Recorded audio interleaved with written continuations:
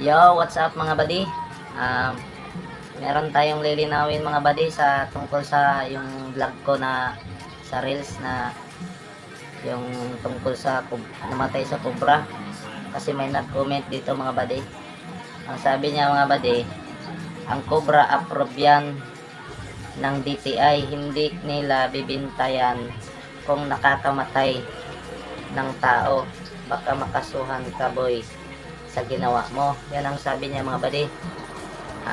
Ang masasabi ko lang mga buddy, um,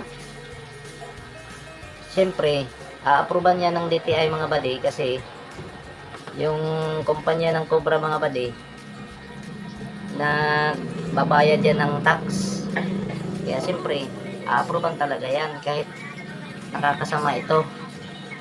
Example katulad ng sigarilyo, yung sigarilyo, alam natin nakakasira yan sa natin, sa healthy natin, pero ba't inaaproban ng DTI? So kaya ganyan yung yung kagaya din sa Cobra. Kaya hindi dapat natin sabihin na okay lang kasi aprobado ng DTI yung ganyan.